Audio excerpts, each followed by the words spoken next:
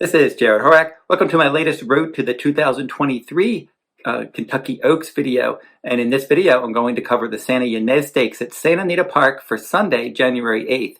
Now, I did cover this video when it was originally supposed to be run on January 1st, but Santa Anita had a weather cancellation. They moved this race to January 8th. Last week when it was supposed to run, it was going to be a 7-horse field, but Lily Pooh did not enter when they redrew this race for January 8th. So it's a 6-horse field now.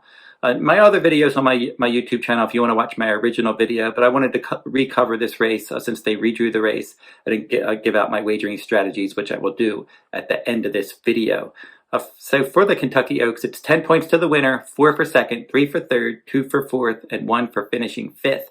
If you're interested in my full card analysis at Santa Anita Park, you can head on over to the runawayhorse.com. You will find those full cards. Each day Santa Anita Park runs on my sales page. You can purchase individual full cards, weekly and weekend packages, or the entire meet. Check out my sales page at the Runaway Horse if you're interested in any of that information. And this will be my 10th race for my Kentucky Oaks video series. And so far my top choices have 4 wins through the first 9 races with a 3rd place finish. Let's see if I can get another winner in here. In this race that will be the 8th race at Santa Anita Park for Sunday, January 8th, the Grade 3 $200,000 Santa Ynez Stakes. 3-year-old fillies, 7 furlongs on the main track, scheduled post time 5:30 p.m. Eastern. Satin will break from the inside for trainer Doug O'Neill. This one, Edwin Maldonado will ride her. She won her debut from off the pace at 5 furlongs at Del Mar, but since then she hasn't really done much. She was 4th, beaten 7 lengths in the Sorrento Stakes. The Myrtlewood Stakes at Keeneland, she was 5th, beaten 9.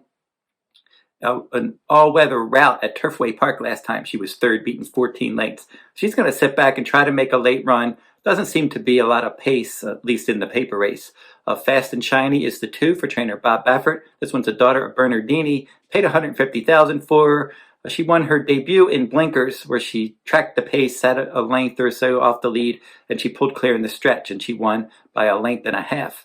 They tried her in the Grade 1 Del Mar Debutante. She was 5th, beaten 20 lengths. They tried her on turf in a turf route in the Grade 3 Surfer Girl. She was 4th, beaten 2.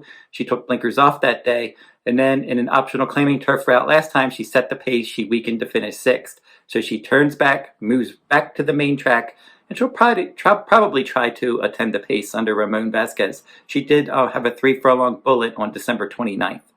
Justique is going to be the heavy favorite in this race. She's 2 for 3 lifetime, and she has a big late kick. She's 2 for 2 in dirt sprints, and she finished 3rd in her lone dirt route. In her career debut, 5.5 furlongs at Del Mar, she produced a big late kick. She was 10th and last after breaking slow. She inhaled her foes, and she won by more than 2 lengths. Second time out in the Chandelier Stakes, she didn't have that same kick around 2 turns. She rallied from last and she finished 3rd, beaten more than 5 lengths. But then they turned her back in the Santa Ynez Stakes last time out at Del Mar at this 7-furlong distance. Again, she went last to first just like she did in her debut. So that was a carbon copy of that debut. And I expect that she's going to do the same thing in here, or at least she's going to try to. She's going to be last early, and she's going to try to circle the field and get the job done again. They paid $725,000 for this daughter of Justify. John Sheriff's the trainer. Victor Espinoza, her regular rider. Look for her late. Not a lot of value at all on her. Parody is the next one for trainer Bob Baffert. A daughter of Distorted Humor. Juan Hernandez will ride. Good jockey trainer team here. She won her debut in the slop at Churchill Downs by 3/4 of a length after stalking the pace. At Del Mar, 2nd time out in the Santa Ynez Stakes, she set the pace. No match for Justique. She ended up finishing a well-beaten 4th, actually. She was 4th, beaten almost 10 lengths there. So she'll probably try to get involved a little bit early. As I said, there doesn't seem to be a lot of speed in here, but she's one that could show speed. Another one that could try to at least get somewhat forwardly placed will be Huntingcoco, number 5 in here with John Velasquez aboard. She won her debut. She stalked from 2nd in her 5-furlong debut, and she won by almost 7 lengths. But she didn't really do much in her next 2 stake starts. The Grade 2 Chandelier, stretched out in distance, stalked the pace, weakened, 7th, beaten 39 lengths. Justique was 3rd there. Justique beat her in the Santa Ynez Stakes. She made a middle move after she was towards the back early, and then she weakened. She finished 5th, beaten 10 lengths. John Velasquez was the rider in her debut, and then Edwin Maldonado rode her 2nd time out, Flavian Prat, in her last start. So she reunites with her winning rider, Johnny V.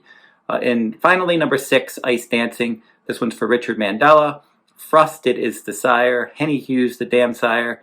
Her 6 furlong debut, she finished a decent enough third, and Tell Me No Lies won that one. And then Tell Me No Lies beat her in her next 2 starts. And as a maiden, Ice Dancing tried Stakes Company in her next 2 starts. The Grade 1 Del Mar debutante, second time out at this 7 furlong distance. She was an even third behind And Tell Me No Lies. And then And Tell Me No Lies won the Grade 2 Chandelier.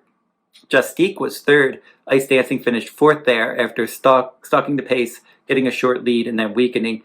Justique was only a half length in front of Ice Dancing that day. And then last time in a maiden race, 1 mile at Del Mar, she got out there, she controlled the pace, and she was able to win nicely by a length. Doing it the hard way was second. It was 13 lengths back to the show finisher. And doing it the hard way, she actually ran in a maiden race earlier today. She didn't do much running at all. I think she finished last today at Santa Anita. But Ice Dancing did look good getting out there in that last start. So I think it's probably between Ice Dancing, just like I thought last week. It's between Ice Dancing and Justique. I did like Lily Poo last week, but she's not in there. I think it comes down to Ice Dancing with that outside post and tactical speed.